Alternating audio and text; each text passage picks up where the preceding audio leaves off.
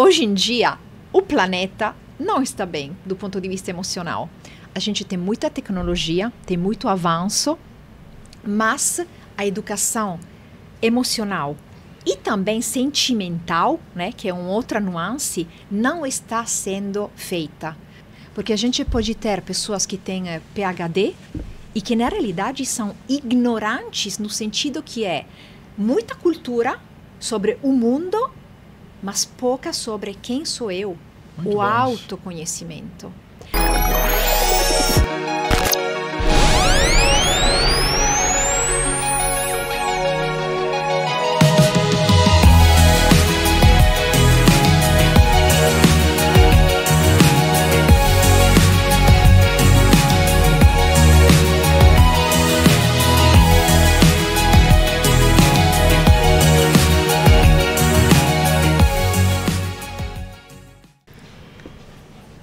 Olá aos nossos espectadores. Hoje nós temos um podcast com uma convidada que é para lá de especial. É a Mônica Simeonato. Ela tem uma trajetória singular, formada em antropologia, com mestrado em jornalismo e comunicação. Já fez até prevenção de conflitos pela CIA. Isso mesmo. Léo, dá prosseguimento aí, porque não tem muita história com a Mônica. Bem-vinda, Mônica. Obrigada. Muito bem-vinda. Bem-vinda, Mônica. É um prazer enorme estar recebendo a Mônica aqui novamente. A Mônica foi uma das grandes estrelas do Fórum RH Debates, que a gente fazia na Mil. Em 2008, nós tivemos um evento espetacular com a Mônica, já falando naquela época sobre desenvolvimento emocional, né? Sim. Hoje, o podcast, na verdade, vai falar sobre inteligência emocional na era da inteligência artificial. A gente vai estar desenvolvendo um tema muito interessante. A Mônica pesquisou durante muitos anos tudo que vai ser dito para vocês e vai ser contado para vocês. E é muito importante que eu, mais uma vez, diga da minha felicidade de ter a Mônica com a gente aqui mais uma vez. Foram 17 anos que se passaram, mas parece que a gente se viu ontem. Bem-vinda, Mônica. É um prazer ter você aqui. Obrigada. E, Léo, você introduziu exatamente muito bem também já o fator emocional, né? Porque passaram 17 anos e a gente se encontra como se fosse ontem, a semana passada. O que isso significa? Que a gente tem uma conexão forte com as emoções. E são as emoções que, na realidade, constroem um relacionamento, né? Uma relação, um link entre pessoas de amizade que dura além do tempo. Então, é bem importante falar de emoções hoje em dia. Maravilha. A inteligência emocional tem a ver com a utilização constante das emoções, né, no mundo do trabalho, e é bastante importante. O que você pode dizer para nós sobre o que as pesquisas mais recentes dizem sobre o estado emocional dos trabalhadores hoje? Então, eu vou fazer referência, vou me referir às pesquisas, por exemplo, da Gallup, as últimas pesquisas da Gallup, que falam que 60% dos trabalhadores experimentam alto nível de estresse, 20% sentem solidão. 40% também, eu vou conversar com vocês, 43% dos brasileiros sentem estresse. E olha só que interessante, só 14% dos brasileiros têm raiva. E vou te falar também a analogia com o mundo. No mundo o estresse é 40% e no Brasil então é 43%. E a raiva no mundo é 21% das pessoas que sentem isso e no Brasil é só 14%. Só que eu quero fazer uma pequena pontualização como antropóloga. Porque tendo morado aqui também no Brasil, eu percebo que, por exemplo, no Brasil a gente não fala de raiva. A gente fala de tristeza. Você está chateado por algo, você não fala, ai, tô em cólera, tô triste. Então, do meu ponto de vista como antropóloga, esses dados não estão completamente certos. Por quê? Porque no Brasil, exatamente pelo fato de não falar de raiva, de camuflar esse sentimento e essa emoção, na realidade, tem muitas pessoas que estão sofrendo, mas não têm ou a consciência emocional de falar, ou culturalmente, e isso também é um fator muito importante, o Brasil não é, agora tenho uma palavra em italiano, não é avvezzo, mas como que eu posso traduzir? O Brasil culturalmente é um povo carinhoso, Então, essa camuflagem começa de quando você é criança, ou seja, outra criança te leva o carrinho e você, em vez de falar como a mamãe, se está chateado, você fala, está triste. E essa tristeza, né, a gente muda a palavra, mas na realidade o que dentro sente é aquele incômodo. Então, quando a gente fala de competências emocionais, o meu trabalho é também de ajudar as pessoas a se reconectar com essa situação.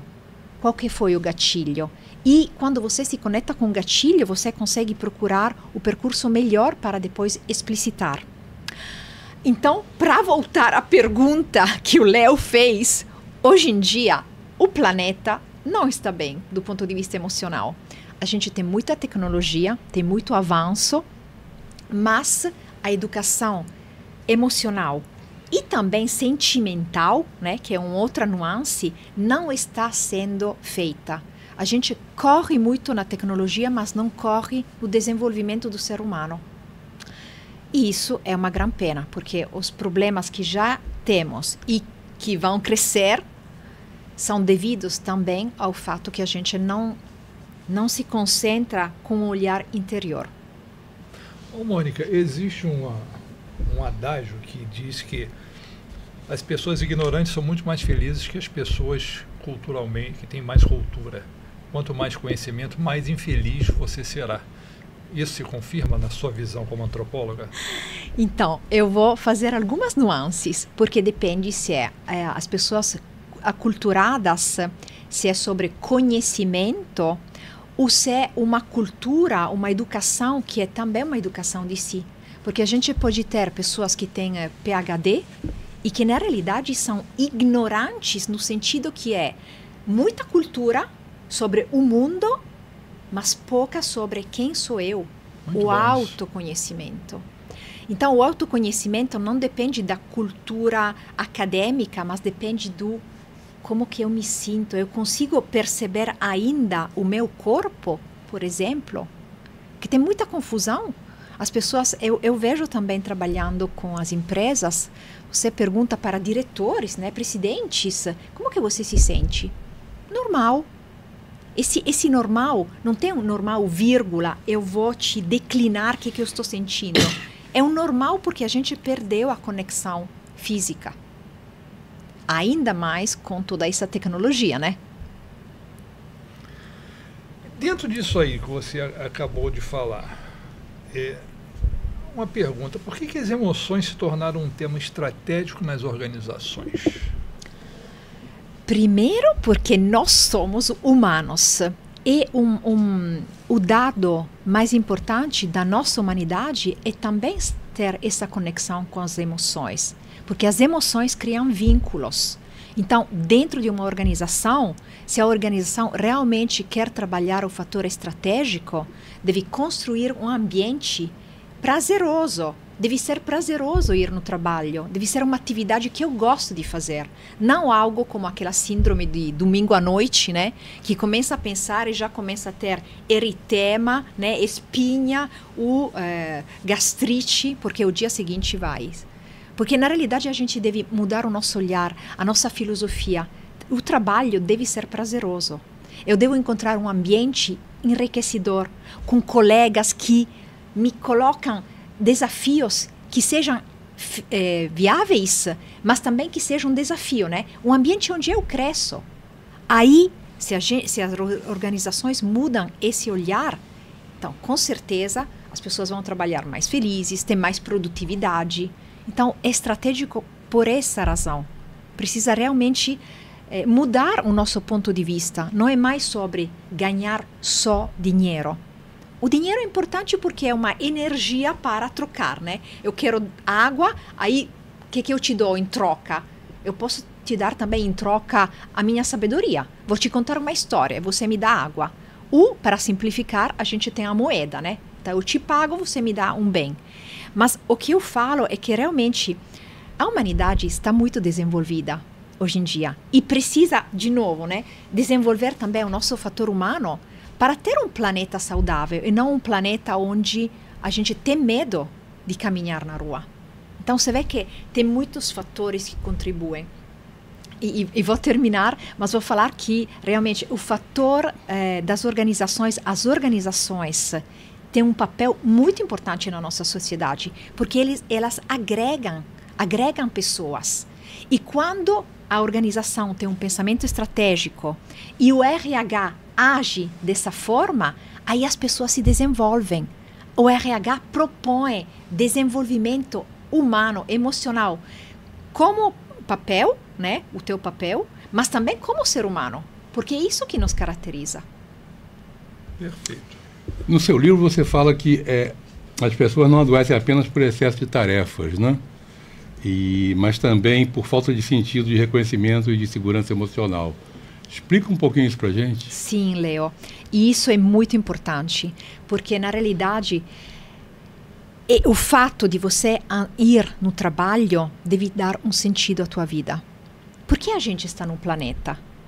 Agora, você pode ser muito aculturado, pouco aculturado, ignorante, mas qual que é o teu sentido? Então, quando as pessoas encontram nessa busca de sentido uma resposta que é também na operacionalidade de ir nas empresas, isso realmente agrega para a pessoa, reduz o estresse.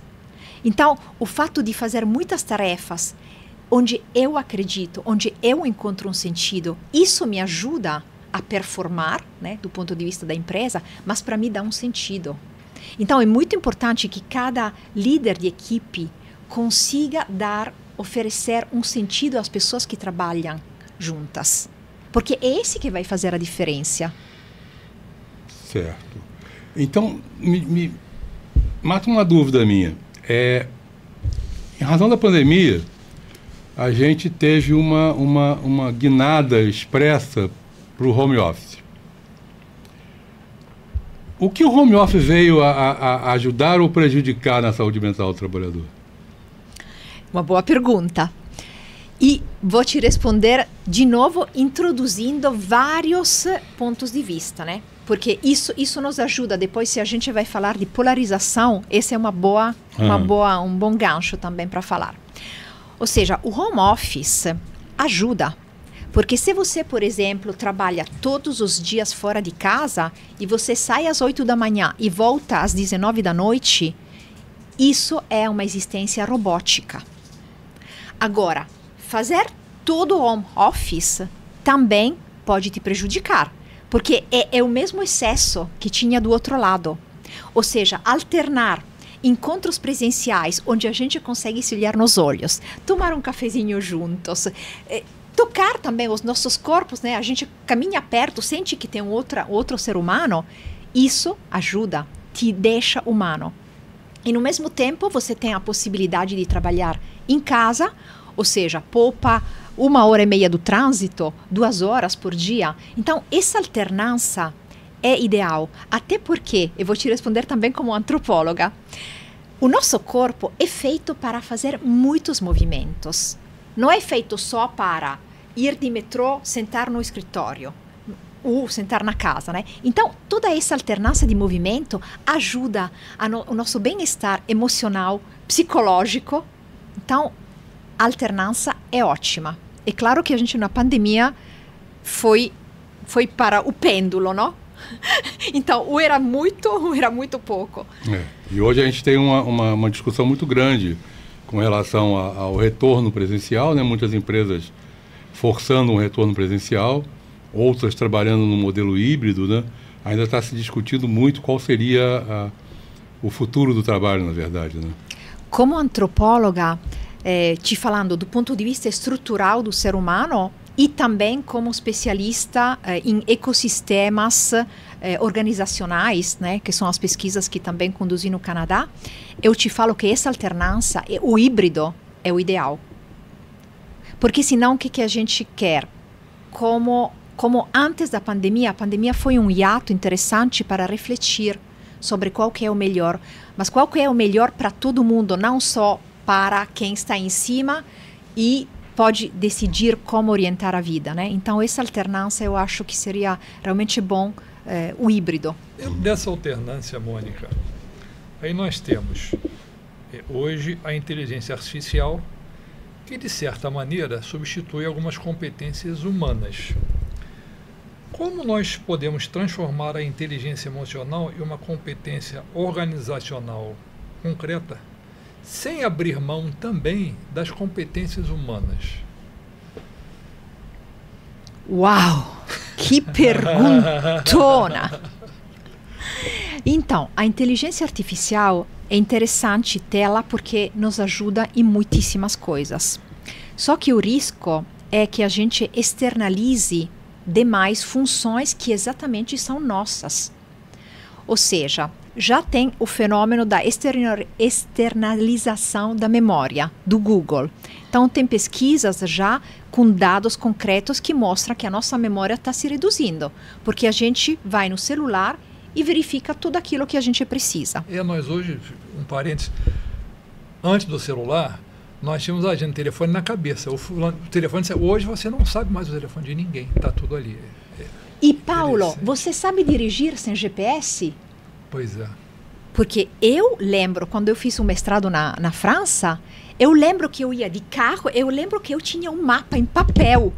Hoje em dia, sem o GPS... Eu fazia pior, porque ia perguntando em posto de gasolina, perguntava a um pedestre se estivesse num ponto de ônibus, até achar o destino que eu queria. A primeira vez que eu fui à Europa, fui eu e minha mulher, ela com um guia Michelin do lado para a gente procurar um hotel e um mapa para saber qual a estradinha que a gente pegava para... Hoje a gente não ativa mais essa área do cérebro, né? Você, não, como antropóloga, qual é a sua posição quanto a isso? A minha posição é de alerta. A minha posição é, gente, fica alerta, porque quando é tarde demais, não vai conseguir mais te corrigir. Então, eu sou muito rígida sobre algumas posições, que é a utilização extrema, né, de celular ou de tablet, de ficar sempre conectado o tempo todo. E por isso que, por exemplo, você vê que algumas vezes eu não estou conectada, né? Então, ter uma disciplina para se policiar, porque senão o atrofia, né? Sim. A gente não utiliza uma parte do cérebro, se atrofia. É um fenômeno que se chama poda das sinapses. É um fenômeno biológico. Se eu não falo mais português por 5 anos, com certeza a minha fluência vai embora. A gente vê uma pessoa que fica internada, hospitalizada há muito tempo, deitada, ela tem que fazer uma fisioterapia para voltar a andar, né? Uma coisa assim. Exatamente. Eu vou um pouquinho mais adiante. Eu estava lendo, eu vi não lembro onde, uma pesquisa essa semana, que mostra por uma empresa aí que é a líder mundial em medir QI, dizendo que houve o QI ele vinha numa constante e de um certo momento para cá ele vem caindo violentamente, e o vocabulário também, o número de palavras que as pessoas começa a cair. Então, uma redução do teu coeficiente de inteligência e do teu vocabulário. Eu não precisa ir muito longe. Às vezes eu vejo aqui pela rede social filmes do Rio Antigo, um repórter fazendo uma pergunta. O vocabulário do transeunte à época é muito maior, muito mais culto do que os atuais, inclusive em porta de faculdade. Sim, principalmente, né? Principalmente em porta de faculdade. Com certeza. Eu quero comentar, porque você vê que esse fenômeno tem um conjunto de variáveis que começam, por exemplo, quando a gente tem uma rede social onde te fala você só pode escrever 150 caracteres. Então, é claro que esse mecanismo te puxa a reduzir a amplitude do teu pensamento, porque você deve, exatamente, em pouquíssimas palavras, expressar o que você pensa. Então, tem o fato que a gente não utiliza mais o cérebro, tem o fato que a gente não utiliza também a memória. Então, eu estou muito preocupada para as gerações novas, porque também tem uma pesquisa que eu li a semana passada, a barra dos oculistas da Itália, que está falando que criança com 6 anos já tem graus de miopia que são super elevados. Por quê? Porque fica só nesse quadradinho, né? Interagindo com uma tela hiper pequena, Os olhos não se acostumam a olhar longe, perto, a fazer movimento. E de novo você vê que a gente volta naquela resposta que é sobre a gente utiliza o corpo ou a gente está sempre sentado na frente de uma tela, que seja lazer, que seja trabalho, que seja reflexão, está sempre sentado. E o nosso corpo não foi feito para ficar sentado. A gente como humano, né, para correr porque tem um leão que está chegando, pegar a comida, subir nas árvores. E a gente não está mais utilizando, e isso vai ter um prejuízo. Ao final a gente vai pagar a conta, né? Nós, enquanto seres biológicos, estamos, na realidade, evoluindo. Não é isso? Eu acho que... porque as competências naturais nossas estão indo embora. Essas gerações estão perdendo muitas competências naturais. Sim. A IA não sente Burnout, né? Fala de novo. A IA não sente Burnout, né? Exatamente. A IA tá fantástica. Alguns dias atrás, eu estava falando, eu quis fazer uma pergunta para o ChatGPT. Aí eu falei, ChatGPT, o que você pensa de mim? Você me conhece? E aí é interessante porque eu fiz a mesma pergunta para o Gemini e para o ChatGPT. Agora, o Gemini me falou, Mônica, eu não tenho memória, eu sou uma ferramenta, mas eu não guardo a memória. O ChatGPT, ele me falou, Mônica, eu te conheço, você faz pesquisa sobre antropologia. E ele começou quase a me lisonjear. Eu falei, é impressionante, porque daqui a pouco vamos ter pessoas que passam a noite dialogando com o ChatGPT, né? Já tem fenômeno assim. Indo um pouquinho nessa toada, nós temos o fenômeno daqueles bebês reborn.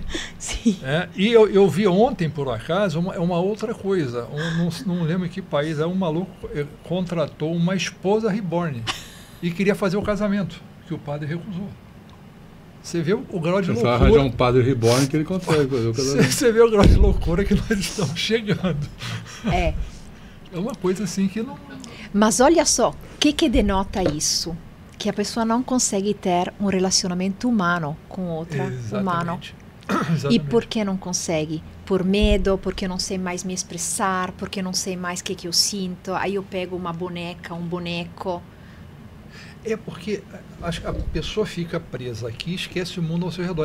Ela não interage mais com ninguém. Então, talvez bata aquele pânico. O que eu vou fazer com a pessoa? E se eu for recusado? Enfim, se a pessoa... se eu não corresponder à expectativa dela, ou vice-versa. Talvez seja isso, não sei. Você, antropóloga, está muito mais gabaritada do que eu para falar. Com certeza tem isso. E vamos mais para trás. Por que acontece isso? Quais são os fatores que te encorajam ou te descorajam a ter relações que são só virtuais?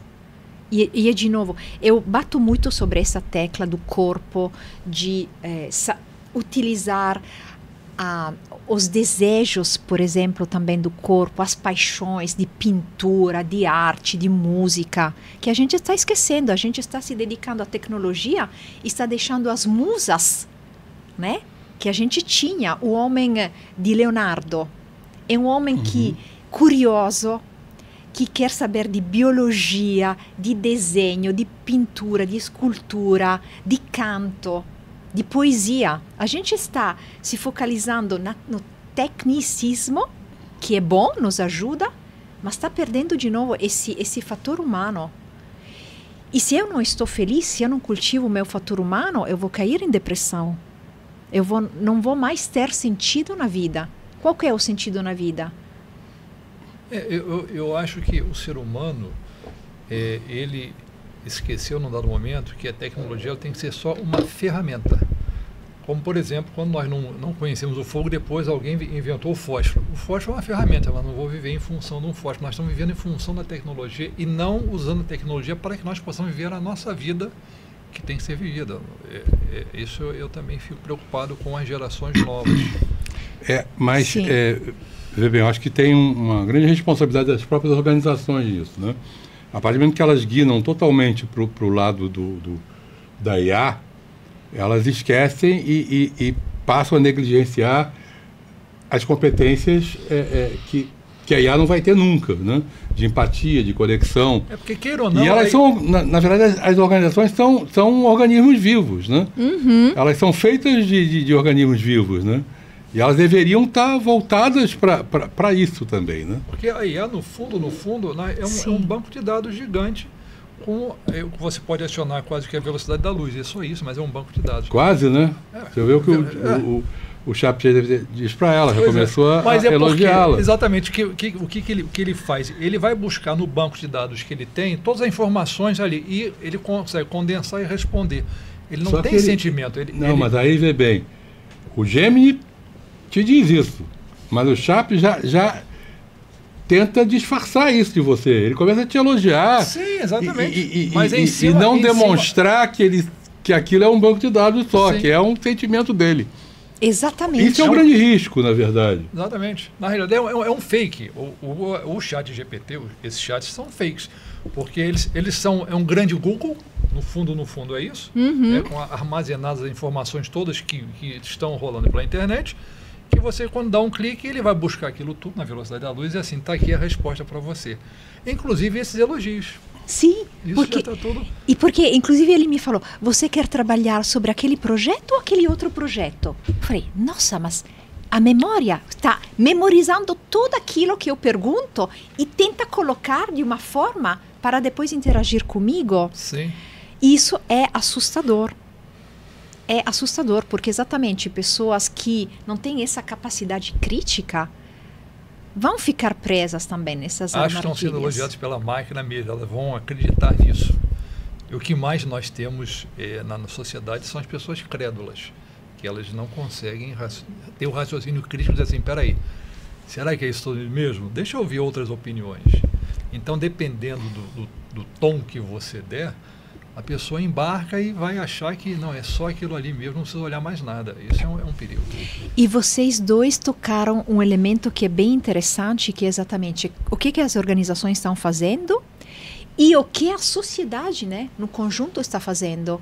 Porque, de novo, e eu gosto de falar de pluralismo, as organizações podem ajudar, né, as pessoas que trabalham dentro da organização para cursos de desenvolvimento. Aliás, é até uma sugestão da Gallup, né, que faz todas essas pesquisas de oferecer cursos de autodesenvolvimento pessoal, não só técnico da tua profissão, mas pessoal, capacidade de coaching, né? Isso ajuda as pessoas a se transformar dentro do trabalho, mas é um conjunto de elementos. A escola deve contribuir e nós, como adultos que temos filhos, temos netos, sobrinhos, ou curtimos, somos professores, porque sempre somos um exemplo.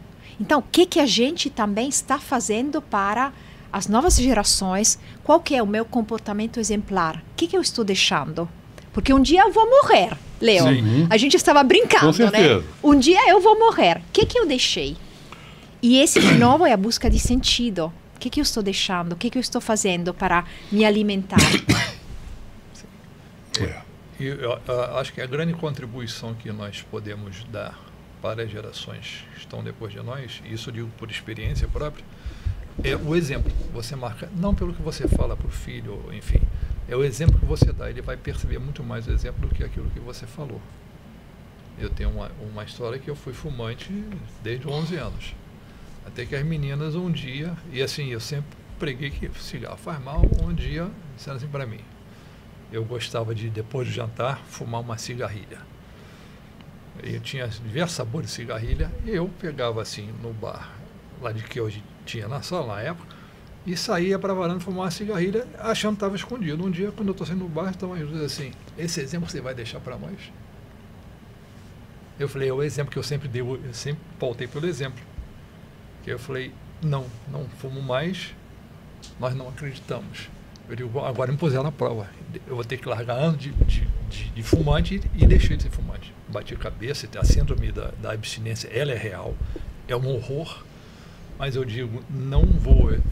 Se eu enganá-las, deixar para fumar a hora que você vai trabalhar, o que eu posso dizer amanhã se eu for enganado por elas? Porque eu estarei enganando, né? Então, exemplo. Então, eu acho que isso é muito importante, a gente deixar, não só para filhos, no nosso ambiente de trabalho, nós temos sempre os bons exemplos que aquela palavra bíblica, né? É fazer ao próximo aquilo que eu desejo para mim. Nunca fazer ao contrário. Né?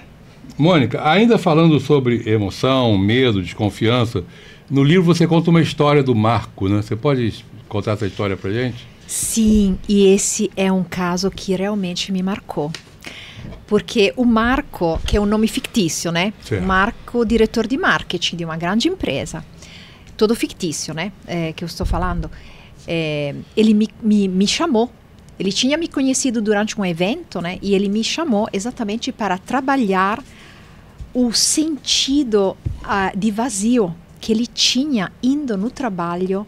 E ele me falava: Mônica, eu tenho vontade de vomitar, porque eu vejo todos os jogos políticos que estão acontecendo na empresa, as máscaras que as pessoas colocam, e pior, ele me falou, eu sinto que eu estou colocando uma máscara. Eu não sou mais, eu não sou eu. Eu coloco o terno, coloco a máscara e vou no trabalho. Então a gente fez um trabalho bem profundo para lapidar, porque a máscara em muitos ambientes talvez não dá para levar completamente, mas pelo menos para ter uma coerência entre quem é você, o que você fala.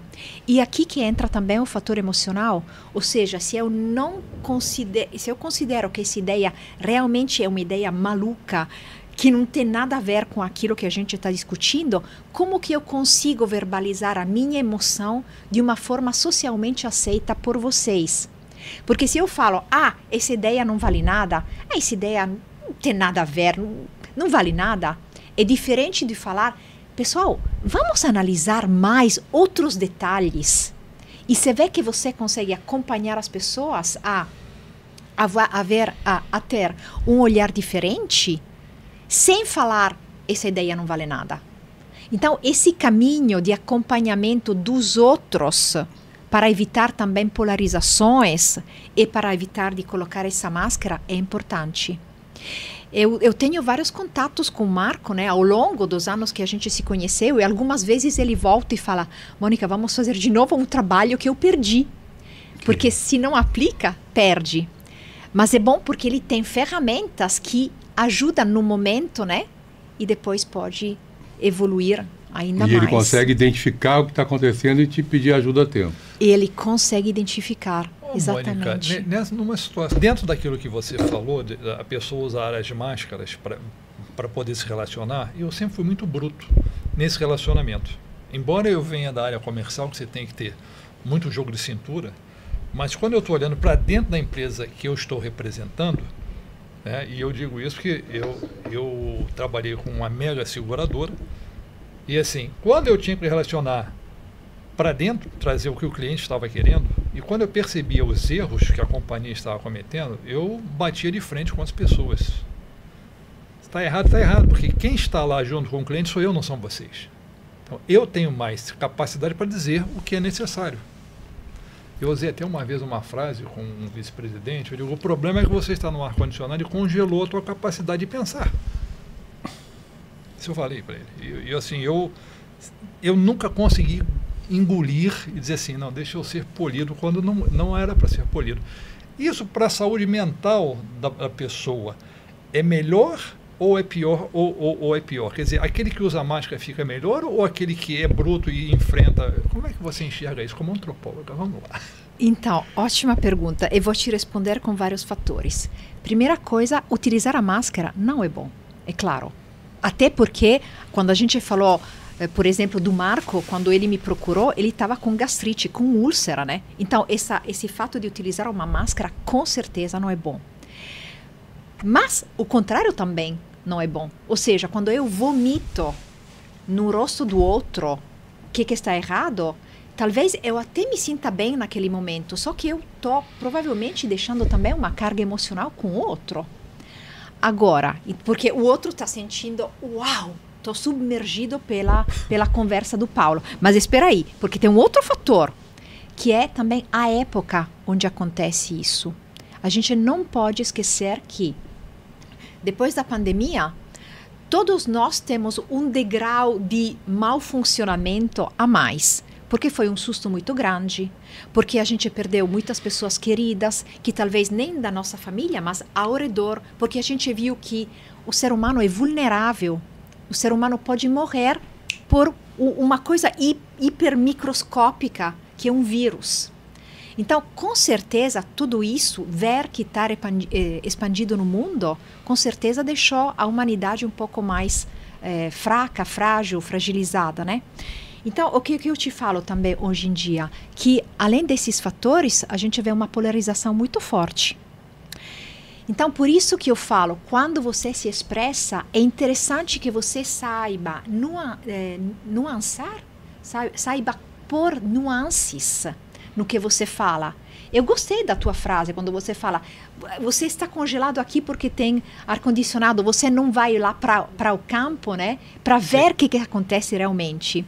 Agora, hoje em dia, eu falo para as pessoas, coloca nuances, tenta fazer uma introdução, porque hoje em dia todo mundo está tão alerta, que pode ser que se eu falo uma frase assim, a pessoa, em vez de entender, a pessoa fica mais rígida. Então, o que eu transmito também dentro das organizações é saber colocar nuances e, sobretudo, utilizar o nosso pensamento crítico para observar vários fatores que podem contribuir a criar aquela situação.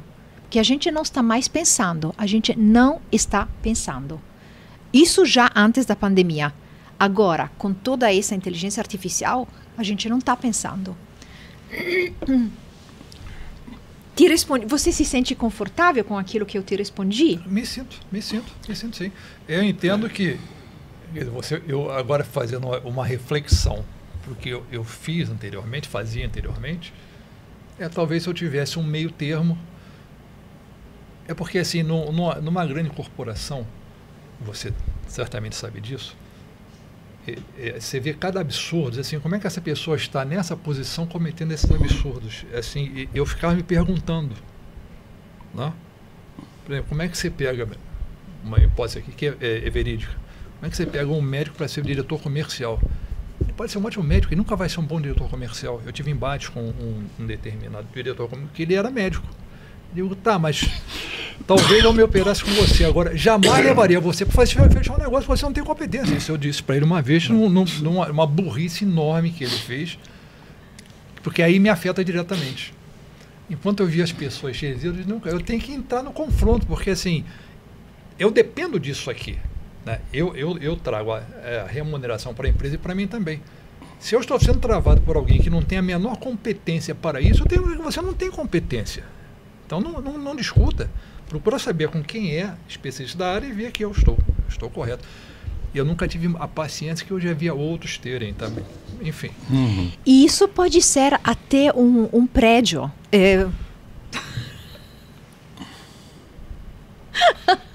Prédio é na Itália. Porque sarebbe un valore.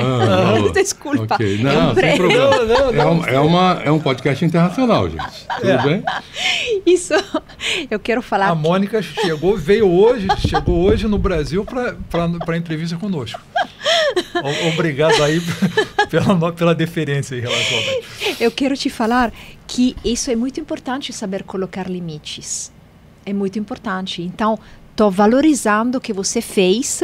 O que eu vou colocar é, será que eu posso fazer com o mesmo efeito, mas com um controle sem que estou esdrúxulando, né, na emoção? Porque o problema... Aí vem uma questão que eu queria te fazer. Como é que você transforma a inteligência emocional em uma competência organizacional concreta? E como é que você ajuda as empresas nisso? Eu acho que aí a gente vai mais abrangente aí nisso. Eu precisasse de mais inteligência emocional para lidar com os casos que eu passei, que foram muitos. Então, a inteligência emocional é uma ferramenta, mas é também uma característica. A emoção é uma característica humana. Então, conhecer como que eu sou formado. Essa é uma provocação que eu faço muitas vezes nos cursos, nos encontros. Ou seja, a gente conhece mais o Word, o Excel, o PowerPoint, qualquer programa, o Canvas, do que quem eu sou, como que eu funciono, o que me dá isso carburante, o que me dá dopamina para ficar sempre bem presente naquilo que eu faço. Então, com certeza, é muito importante introduzir também esse tópico. Mas do que eu gosto? Porque algumas vezes essas pessoas nem sabem do que eu não gosto disso, mas do que eu gosto realmente. E isso tem a ver com a educação que a gente dá para as crianças desde pequenas. Será que a gente deixa as crianças autônomas ou sempre infantiliza até a pessoa ter 18 anos e aí fala, bom, agora você é um adulto. Mas se a pessoa nunca treinou para ser um adulto, como que vai se tornar um adulto que utiliza o cérebro, né, o raciocínio? Isso não tem um pouco a ver com a própria pessoa? Por exemplo, eu tenho um amigo de adolescência, meu amigo até hoje, eu nunca vi uma pessoa tão calma, mas tão calma quanto ele. Citar um exemplo. Ele, uma vez, emprestou o carro para um outro amigo nosso. Esse amigo ia sair e determinamos um período para voltar. E esse amigo pegou o carro emprestado, sumiu, voltou no dia seguinte. Eu conversei com ele e falei assim, não, de repente ele teve alguma coisa, numa paciência que acho que ninguém teria. E ele é assim até hoje, tanto que ele se separou da mulher dele, segundo contam outros amigos, que ela falou assim, ela não suportava a calma dele. Então, acho que eu sou exatamente o contrário. Eu sou muito emotivo. Eu sou pouco racional quando eu tenho que agir. Talvez seja 90% emoção. Talvez por isso eu agisse dessa maneira, enfim. Mas isso não tem a ver com a personalidade de cada um? Então, é uma boa colocação. Porque a pergunta que eu tenho para o seu amigo é, você está calmo de fora ou você está calmo também dentro? Porque também a calma pode ser aprendida ou a raiva reprimida. Então, na realidade, o que a gente está colocando em prática, de novo, é uma simulação. Ou seja, dentro eu estou pé da vida, eu estou sem chão, mas de fora eu tenho um sorriso. Ou é verdade também o contrário, ou seja, estou esbravejando e dentro, como que eu estou? Eu estou mais tranquila ou não? Então, essa a inteligência emocional que é importante aprender e também aprender nas empresas, por quê? Porque muitas vezes nos nossos relacionamentos, né, relações que a gente tem no trabalho, a gente tem muitos pontos cegos. Ou seja, eu não vejo o que realmente está acontecendo, vejo o meu pequeno ponto de vista que é influenciado pela minha história, pela minha cultura, pela minha educação. Então, o confronto, conversar, mesmo sobre tópicos difíceis e conseguir entender o outro, ou seja, colocar a empatia, é importante. Sobretudo numa sociedade complexa como é a nossa hoje em dia. Perfeito. E muito bom. O modelo ISC? Esse é o meu modelo de inteligência emocional que eu pesquisei, né? São mais de 25 anos que eu estou trabalhando com as emoções, né? Uhum. Então, esse modelo é um modelo de integração, emoção e corpo. Porque é muito importante que dentro da inteligência emocional a gente não perca de vista que a emoção é fruto de sensações, ou seja, é fruto de algo que está acontecendo no nosso corpo. Então, se a gente não tem essa consciência, a gente não pode falar de educação emocional ou de inteligência emocional. Então, nesse modelo, que é o modelo que eu estou propondo nas empresas, né, que é uma educação somática, através da percepção do nosso corpo, tem dentro o mindfulness, né? Então é a presença de mim, que eu sinto e como que eu me sinto em relação a mim, em relação aos outros e em relação ao propósito maior. Então é um modelo completo para pessoas que trabalham, né? Que trabalham, mas também que estão em organizações. A gente sempre está em grupo, a gente é um animal social, um animal gregário, né? Então, é um modelo que é feito exatamente para quem está em grupo, quem tem uma equipe, que tem pessoas que trabalham juntas. Então, parte do que eu estou sentindo eu dentro, o que eu estou sentindo quando eu estou em relação com o Léo, com o Paulo. Eu estou me sentindo bem ou eu estou sentindo algo que não é confortável? E aí tem todo um percurso para identificar o que não é confortável, para trabalhar comigo, trabalhar com o outro E aí a gente realmente vai formar uma equipe que falamos que o domingo à noite eu devo sentir o tesão de ir no trabalho o dia seguinte, o prazer, né? É isso. Tem uma história, né, do Amin, que você conta no livro. Sim. O Amin também, um nome fictício. O Amin é uma pessoa que realmente coloca em prática o exemplo. Ou seja, a conexão com as pessoas da sua equipe é uma conexão. Todo mundo trabalha longe, né? Então é uma equipe à distância. Mas o primeiro encontro é o Amin, que vai no lugar, que dirige 800 quilômetros, né? Para passar o dia seguinte com a pessoa, para conhecer. No comercial, isso não é tão comum, mas eu vejo, porque o Amin, por exemplo, faz parte de um time comercial. E ele faz isso. Então tem uma conexão, tem um encontro de pessoas. E não é um encontro de profissionais, é um encontro de pessoas que trabalham depois juntas. Isso faz a conexão. O comercial tem muito disso, essa interação, isso é muito importante no comercial. Ele cria um ambiente para poder, então, fechar o negócio necessário. Mas é preciso primeiro criar um ambiente, você se familiarizar com a pessoa e vice-versa, ter alguma empatia. Já aconteceu de negócios que eu tentava fazer em que não havia a menor sincronia entre mim e a pessoa que eu estava trabalhando e não se realizou porque ficamos insuportáveis tanto da parte... É comum, é do ser humano, não tem muito jeito, né? Isso já aconteceu. Como também o inverso. Eu tenho hoje diversos amigos de negócios que eu fiz que ficaram amigos. Eu tinha um período, inclusive, que na minha casa eu fazia, às vezes, fondue. E em desses amigos foram feitos amigos por negócios. A gente fazia fundir final de semana, enfim. E aí criamos uma amizade extra-trabalho e que foi muito frutífera para ambas as partes. É bem interessante isso. A área comercial pede muito isso. E você vê que é um fator humano, um fator emocional. Exatamente, é o fator humano, né? É o fator emocional. E no final das contas, somos humanos, não é? Facilita tudo para você. Quando você tem a conexão com a pessoa, sim, facilita. Ela vai te atender sempre, lógico, não pode não ser na hora, mas ela nunca vai deixar você em falta. Isso tudo é muito importante. Sim, sim. Eu reencontrei uma pessoa que ficou minha amiga de um desses negócios, já tinha quase uns 15 anos que eu não via. Foi uma festa. Aí vamos almoçar. E essas conexões ficaram. Nesse ponto, eu tenho alguma facilidade em fazer as conexões. Quando eu estou de bem com a pessoa, tem as pessoas. Quando eu não tolero, é interessante, porque quando eu não tolero, fica explícito. Por mais esforço que eu tente fazer, mas está explícito que assim, não estou tolerando você. Eu não tenho como controlar isso, eu preciso de muita aula contigo para essa inteligência emocional, porque eu não consigo disfarçar. Sabe, você não disfarça. Eu falei da máscara, eu não consigo disfarçar. Mas, Paulo, é exatamente isso. Eu acho muito bom que apareça. Eu acho muito bom, porque você não deve colocar a máscara.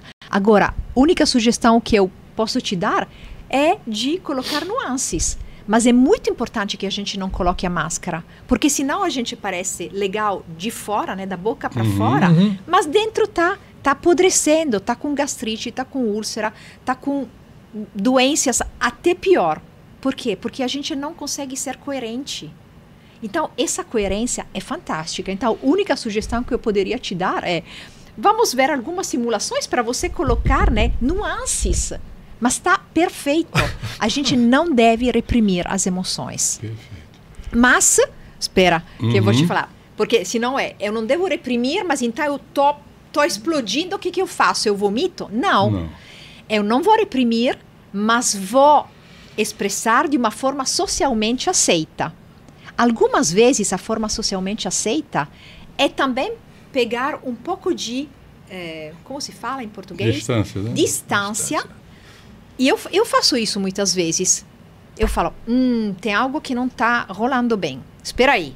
Aí eu falo com as pessoas, me deixa 5 minutos. Aí eu saio, eu pego uma água, eu tento ver o que está acontecendo. Aí quando volto, tem como falar sem ou gritar, ou chorar, ou se retrair, né? Então isso é muito importante, só isso. Tá ótimo, é o nosso mestre. É perfeito. Mônica, na prática, o que é um ambiente de trabalho humanizado? Na prática é poder ir.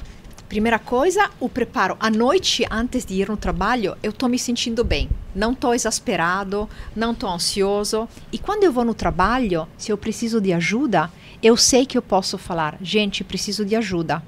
Eu sei que ao meu redor, os colegas são prestativos. É claro que eu não estou falando, você vai fazer o meu trabalho, mas eu consigo expressar as dúvidas, expressar o fato que eu sou vulnerável, que talvez estou cansado, que talvez não entendi o que está acontecendo naquele projeto daquela forma.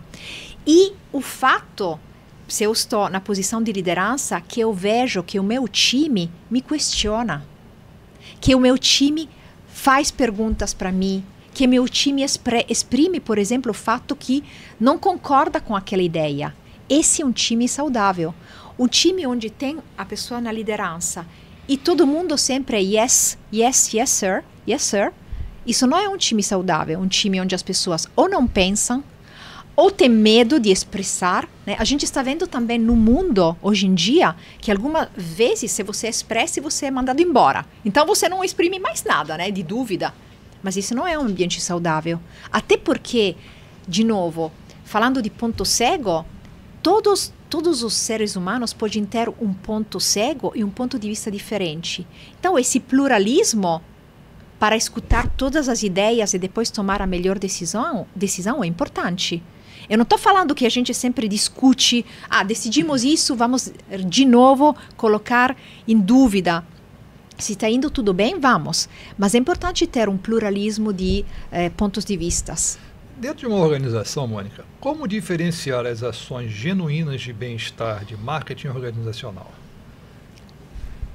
Adorei essa pergunta, porque exatamente é uma mascarada muitas vezes, né? Que algumas empresas falam, a gente está se preocupando do bem-estar dos profissionais, colocando, eu vou brincar, colocando 1 hora de yoga na sexta-feira. Só que na segunda-feira temos o líder tóxico, né, que ainda está lá, o time onde não se falam. Então, exatamente, esse é um cuidado que as empresas devem ver e observar, ou seja, ter um percurso de desenvolvimento, de bem-estar. Não é só uma ação isolada que coloca uma vez por ano, ou mesmo que seja uma vez por semana. Deve ser toda a cultura que muda.